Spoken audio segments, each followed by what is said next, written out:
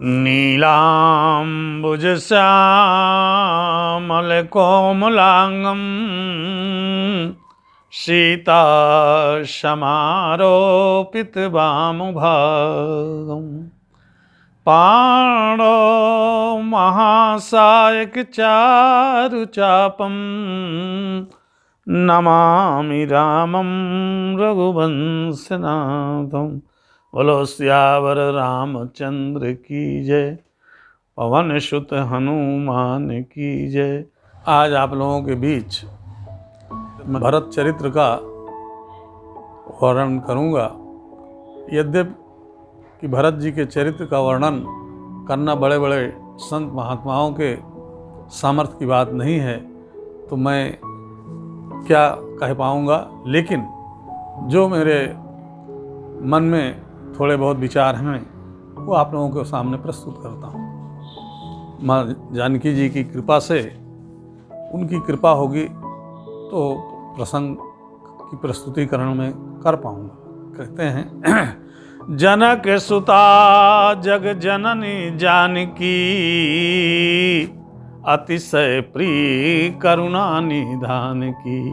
तो ताके जुग पद कमल मनावो, अजासु कृपा निर्मल मत पावो। देखिए, गोस्वामी तुलसीदास जी स्वयं कह रहे हैं क्या कि प्रणवहु प्रथम अरे भरत के चरना, अजासु नेम व्रत जाई न वरना। गोस्वामी तुलसीदास जी कहते हैं सर्वप्रथम मैं भरत जी के चरणों की वंदना करता हूँ, जिनके नियम और व्रत का वर्णन करना बहुत दुष्कर कार्य है। माने तुलसीदास जी स्वयं कह रहे हैं। आइए प्रसंग, जब भगवान राम, माँ जानकी जी और लक्ष्मण जी वनवास को चले जाते हैं, महाराज दशरथ जी को जानकारी मिलती है, तब उनको भगवान राम के विछोह में उनका देहावसान हो जाता है, प्राण त्याग देते हैं।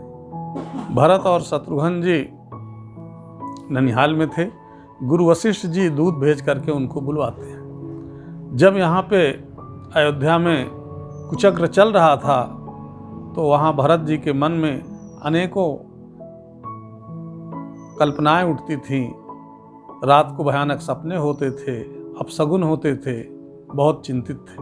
गोस्वामी जी क्या लिखते हैं, देखहि रात अरे भयानक सपना, जाग करें कटुकोटि कल्पना। तो विप्र जवाही देहि दिन दाना, अशिव अभिषेक करें विधि नाना। मांगहि हृदय महेश मनाई, अकुशल मातु पितु पुरजन भाई। भरत जी रात को भयानक सपने देखते हैं और सुबह जब जागते हैं तो अनेकों प्रकार के विचार करके ब्राह्मणों को भोजन खिलाते हैं, दान देते हैं और विधि के अनुसार शिव का अभिषेक करते हैं नाना प्रकार से। और हृदय में भगवान शंकर जी से समस्त परिजन, माता पिता और भाइयों की कुशल मनाते हैं।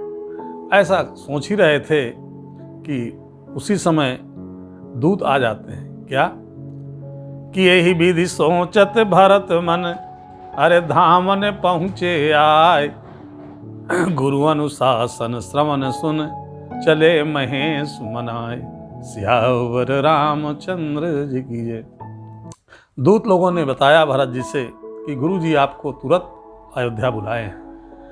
भगवान शंकर जी के चरणों में वंदना करके मन में भगवान शंकर की से कुशल मना करके और चल देते हैं अयोध्या को। अयोध्या आते हैं तो देखते हैं कि वहाँ के पेड़ पौधे सब मुरझाए हुए हैं और अनेकों प्रकार से सियार, कुत्ते और कौवा खराब खराब आवाज बोल रहे हैं। पुरजन मिलते हैं, भरत जी को प्रणाम तो कर लेते हैं लेकिन बात नहीं करते हैं। भरत जी के मन में बड़ा दुख हो रहा है और बहुत सारे कुछ सोच रहे हैं कि बात क्या है। केवल पूरी अयोध्या में माता कैकेयी ही ऐसी थी जो प्रसन्नतापूर्वक आरती सजा करके भरत और शत्रुघ्न की आरती उतारी और महल में ले जाती।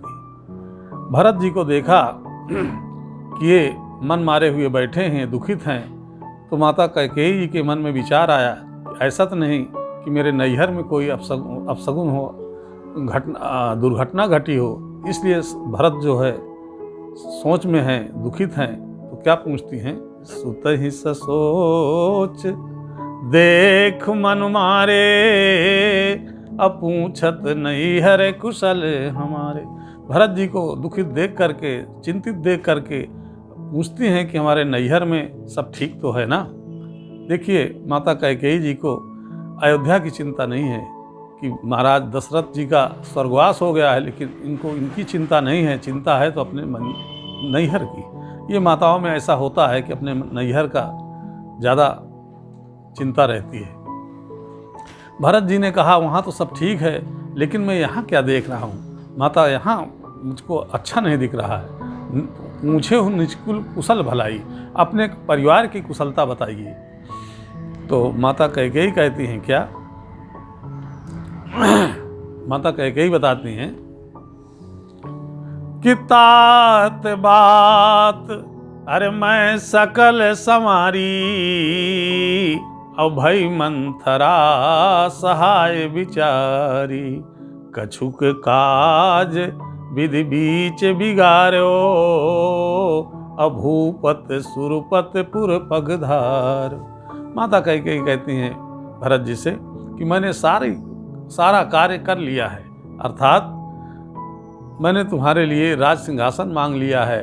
और इस कार्य में मंथरा बिचारी बड़ी हमारी सहयोग की। बिचारी शब्द का तात्पर्य यह है कि माता कैकेयी समझती हैं कि जब मेरा पुत्र राज सिंहासन पर बैठ जाएगा तो मैं राजमाता हो जाऊंगी, और इस बिचारी को भी कोई न कोई पद दिया जाएगा। इसलिए कहती हैं भाई मंथरा सहाय बिचारी। जैसे पिता के मरने की बात बताई, वैसे भरत जी जमीन में गिर जाते हैं व्याकुल होकर के। क्या कहते हैं कि तात तात हा तात पुकारी, अब परे भूमि तल व्याकुल भारी। पृथ्वी में गिर गए और जब धैर्य धारण किया तो कहते हैं माता पिता जी के देहावसान का कारण क्या है, उनकी मृत्यु का क्या कारण है। तो माता कैकेयी थोड़ा सा ऊपर से दुखित होकर के और अंदर से प्रसन्न होकर के क्या कहती हैं कि आदिउते सब आपन करनी, अकुटिल कठोर मुदित मन बरनी। आदिउते सब आपन करनी। देखिए, कैकेयी जी अपना पूरा शुरू से और अंत तक पूरा विस्तार, पूरी कथा सुनाती है कि मैं पिताजी से मैंने तुम्हारे लिए राज सिंहासन मांग लिया है और राम को 14 वर्ष का वनवास मांग लिया है, ऐसा मैंने सब बताया। और जैसे भगवान राम के वनवास की बात सुनते हैं भरत जी, तो गोस्वामी जी क्या लिखते हैं, भरत की क्या स्थिति बनती है कि भरत ही बिसरहु पितु मरन, अरे सुनत राम बन गौन, अहेतु आपने हु जान जिए, थकित रहे धरि मौन, सियावर रामचंद्र जी की जय। भरत जी जैसे भगवान राम का वनवास सुना, वैसे पिताजी के मरने की घटना को भूल करके बहुत ज़्यादा दुखित हो जाते हैं भैया के वनवास के लिए, और अपने को दोष देते हैं कि मेरे कारण अगर मैं न पैदा हुआ होता तो मेरी माता किसके लिए राज मांगती और भैया को वनवास ना हुआ होता। ऐसा भरत जी विचार करके माता जी को थोड़ा फटकारते हैं। क्या कहते हैं, भूप प्रतीत तोर किम कीन्ही, अब मरण काल विधिमति हर लीन्ही, बर मांगत मन भई नहीं पीरा, अगर न जी है मुख पर न कीरा। भरत जी कहते हैं कि पिताजी ने तुम्हारी बात का विश्वास कैसे कर लिया, अब मैं समझ गया। मरण काल विधिमत हर लेनी, जब बुद्धि को हर लिया जाता है, बने ब्रह्मा के द्वारा जब बुद्धि का हरण कर लिया जाता है तभी मृत्यु होती है, मैं समझ गया। ऐसा कह के कहते हैं वर मांगते समय माता तुम्हारे मन में पीड़ा नहीं हुई और तुम्हारी जीभ नहीं गिर गई, मुख में कीड़े क्यों नहीं पड़ गए, ऐसा भरत जी कहते हैं। और अंत में एक क्षण भी वहाँ नहीं रुकते हैं और सीधा माता कौशल्या के महल में आते हैं। माता कौशल्या की क्या स्थिति है कि मलिन बसन विवरण विकल, मलिन बसन विवरण विकल, अरे कृष शरीर दुख भार, और कनप कलप भर भेली तन, मानव हनी तुषार, सियावर रामचंद्र जी की जय। माता कौशल्या मैले कुचैले कपड़े पहने हुई और दुख के भार से बैठी हुई हैं। शरीर कमज़ोर हो गया है, ऐसा लगता है कि मानो लताओं में पाला मार गया हो। इस प्रकार सब देख करके भरत जी बहुत दुखित होते हैं। माता कैकेयी भरत जी को देख करके उठती हैं, उनके पास आती हैं। क्या लिखते हैं? भरत ही देखी अरे मात उठ धाई, अमूर्छित अमन परिझ आई। माता जैसे भरत जी को देखा कि भरत आए हैं तो उठ के दौड़ती हैं उनके पास जल्दी से, लेकिन इतनी कमज़ोर थी, इतनी दुखित थी कि ज़मीन में गिर जाती हैं। भरत जी माता को प्रणाम करते हैं और भरत जी माता जी से कहते हैं कि माँ, इस षड्यंत्र में अगर मेरा किंचित भी मन रहा हो, मेरा मत रहा हो, तो मुझे जो पाप अब गिनाते हैं और कुछ सौगंधे भरते हैं और कहते हैं, अरे जे अघमातु पिता सु तुम्हारे, अगाई गोठ मैसूरपुर जारे, जे अगतिये बालक बध कीन्हे, अमित महीपत माहुर दीन्हे, जे पातक उपपातक आही, ते पातक मोहि हो विधाता, अजम यहु होय मोर मत माता। भरत जी सौगंधे भरते हैं। क्या कहते हैं कि जे अघमात पिता सुत मारे, जो माता पिता और पुत्र को मारने में जो पाप लगता हो, जो गौशाला में आग लगाने से जो पाप लगता हो, जो ब्राह्मणों के बस्ती में आग लगाने से पाप लगता हो, जो स्त्री और बालक का वध करने में होता हो, और जो मित्र और राजा को जहर देने में पाप लगता हो, जितने पातक और उपपातक हैं, महापाप हैं, ये सब मुझे लग जाएं, ऐसा भरत जी कहते हैं, अगर इसमें मेरा किंचित मात्र भी मत हो तो। माता कौशल्या कहती, नहीं भरत, तुम राम को प्राणों से अधिक प्रिय हो और राम तुमको प्राणों से अधिक प्रिय हैं। ऐसा सब बातचीत करते करते सवेरा होता है और सुबह जब हुआ तो वशिष्ठ जी आते हैं। गुरु वशिष्ठ आ गए और भरत जी से कहते हैं क्या? तात हृदय धीरज धरहु, और करहु जो अवसर आज, उठे भरत गुरु बचन सुन, करन कहो सब काज, सियावर रामचंद्र जी की जय। गुरु वशिष्ठ जी आते हैं, भरत जी को बहुत समझाया कि भरत तात तुम हृदय में धारण करो और जो आज का अवसर है, जो आज काम करना है, जो कुछ करना है वो आप करिए, अर्थात पिता का दाह संस्कार सब पूरा करिए। भरत जी उठते हैं और गुरु जी के वचनों को सुन करके सब काम करने के लिए तैयार होते हैं। और गुरु लिखते हैं गोस्वामी जी क्या कि सरजू तीरे अरे रचि चिता बनाई, अजन सुरपुर सोपान सुहाई, सरजू तीर रच। सरजू के किनारे महाराज दशरथ जी का दाह संस्कार करने के लिए चिता बनाई गई। ऐसा मानो ऐसा लग रहा था जैसे सुरपुर के लिए सोपान सुशोभित हो रही हो, ऐसा है। और इस प्रकार से यही विधि दाह क्रिया सब कीनी, अविधिवत न्याय तिलांजन दीन्ही।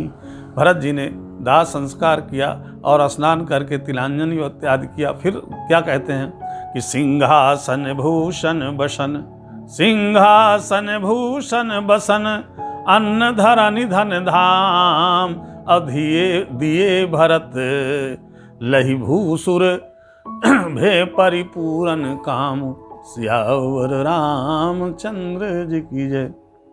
ब्राह्मणों को सिंहासन, अन्न, धरनी, पृथ्वी और इस प्रकार से बहुत दान दक्षिणा किया और सब लोग पर संतुष्ट हुए। और ये सब क्रिया माने दाह संस्कार सब हुआ। अंत में गोस्वामी जी लिखते हैं क्या, तो पितु हितु भरत अरे कीन जस करनी, असो मुख लाख जाई नहीं बरनी। भरत जी ने पिता के लिए, पिता की आत्मा की शांति के लिए जो किया, ये एक मुख नहीं लाखों मुख से वर्णन नहीं किया जा सकता। अब भरत जी को ये सब होने के बाद वशिष्ठ जी पुनः आते हैं, अच्छा सुअवसर शुभ दिन विचार करके, और भरत जी को नज़दीक बिठा करके कहते हैं क्या कि सुनहु भरत भावी प्रबल, सुनहु भरत भावी प्रबल, अरे बिलख कहो मुनिनाथ, हानि लाभ जीवन मरण, जस अप जस विधि हाथ, श्यावर रामचंद्र जी की जय। गुरु वशिष्ठ जी बहुत दुखित होकर के भरत जी से कहते हैं कि हे भरत, ये जो प्रबल भावी है, भावी तीन प्रकार की होती है, एक पारब्रह्म परमात्मा के द्वारा बनाई हुई, दूसरा ब्रह्मा के द्वारा बनाई हुई, तीसरी संग और कुसंग के द्वारा भावी बन जाती है। ये भावी पारब्रह्म परमात्मा की है। और हानि लाभ जीवन मरण जस अपजस विधि हानि, ये जो हानि है, लाभ है, जीवन है, मरण है, यश है, अपयश है, ये सब जो 6 चीज़ें हैं ये विधि के हाथ में है। ये अस विचार भरत वशिष्ठ जी कहते हैं कि देखिए, हानि किसको हुई? अयोध्यावासियों को। लाभ किसको हुआ? देवताओं को, मुनियों को। जीवन किसको मिला? सुग्रीव और विभीषण जी को। मरण किसका हुआ? रावण का। जस मिला किसको? लक्ष्मण जी को, भरत जी को। और अपजस किसको मिला? मंथरा और कैकेयी जी को। माने ये सब चीज़ें जो है, जो 6 चीज़ें हैं, ये विधि के अंतर्गत है, ब्रह्मा के द्वारा संचालित होते हैं, इसमें किसी का कोई बस नहीं है। तो भरत वशिष्ठ जी कहते हैं, अस विचार के ही देहो दोषु, व्यर्थ काहू पर कीजिए रोसू। ऐसा विचार करके किसी को दोष मत दीजिए, न किसी पर रोष कीजिए। और भरत जी से वशिष्ठ जी कहते हैं कि देखिए, तात विचार करहु मन माही, अब सोच जोग दशरथ निपुणाही। सोचिए विप्र जो वेद विहीना, अत्यज निज धर्म विषय लौलीना। सोचिए नृपत अरे जो नीत न जाना, अजहि न प्रजा प्रिय प्राण समाना। तो सोचनी नहीं कौशल राऊ, अभुवन 4-10 प्रगट प्रभाव। इस प्रकार से गुरु वशिष्ठ जी भरत जी को हर प्रकार से समझाते हैं कि वो विप्र जो है सोचनी है, जो वेद का ज्ञाता नहीं है और अपने धर्म को छोड़ करके विषयों में जो लीन है, वो राजा सोचनी है जो नीत नहीं जानता, जिसको प्रजा न प्राण प्यारी हो। लेकिन भरत जी सुनो, तुम्हारे कौशल नरेश अर्थात तुम्हारे पिता जो है वो सोचनी नहीं है, क्योंकि उनका 3 लोक 14 भुवन में उनका यश था।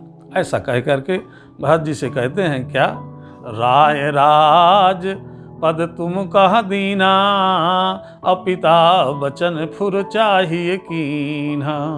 तो सौंप्यो राज राम के आए, असेवा करे स्नेह सुहाए। वशिष्ठ जी अब कहते हैं, देखिए पिताजी की आज्ञा थी, तुमको राज सिंहासन को दे गए हैं, इसलिए राज सिंहासन पे तुम बैठो। भरत जी कुछ नहीं बोलते हैं। तो वशिष्ठ जी फिर पुनः कहते हैं कि वेद विदित सम्मत सभी का, जय पितु दे सो पावै टीका। वेदों में, शास्त्रों में वर्णन है कि जिसको पिता दे जाएं उसको राज का टीका होना चाहिए, अर्थात तुम्हें राज सिंहासन लेना चाहिए। भरत जी नहीं बोले। तो वशिष्ठ जी पुनः कहते हैं कि सौंपे हु राज राम के आए। हे भरत जी, आज अभी आप सिंहासन ग्रहण कर लीजिए, जब 14 वर्ष बाद राम आएंगे तो उनको सिंहासन उनका वापस करके उनके चरणों की सेवा करना स्नेहपूर्वक। सारे मंत्री लोग सुन रहे थे, भरत जी ने कुछ नहीं बोला। तो मंत्री लोग विचार करते हैं कि ऐसा तो नहीं कि भरत जी के मन में ये आ रहा हो कि अभी तो हम राजा बन जाएंगे, लेकिन 14 वर्ष बाद तो पुनः हम सेवक ही रहेंगे। इसलिए सचिव लोग कहते हैं, क्या कहते हैं कि कीजिए गुरुआ यसु अवस, अरे कहाँ सचिव कर जोर। और रघुपत आए उचित जस तस तब करबो बहोर सियावर रामचंद्र जी की जय। मंत्री लोग कहते हैं कि भरत जी से कि आप गुरु की आज्ञा का पालन कीजिए, लेकिन ये कोई जरूरी नहीं कि राम के आने के बाद तुमको राज्य उनको वापस ही करना पड़ेगा, पुनः विचार किया जाएगा। अगर तुम्हारा शासन अच्छा रहता है 14 वर्ष, तो कोई जरूरी नहीं कि राम को राज सिंहासन देना पड़े, आप ही राजा रह आओगे। ऐसा सब लोगों ने कहा, मंत्रियों ने।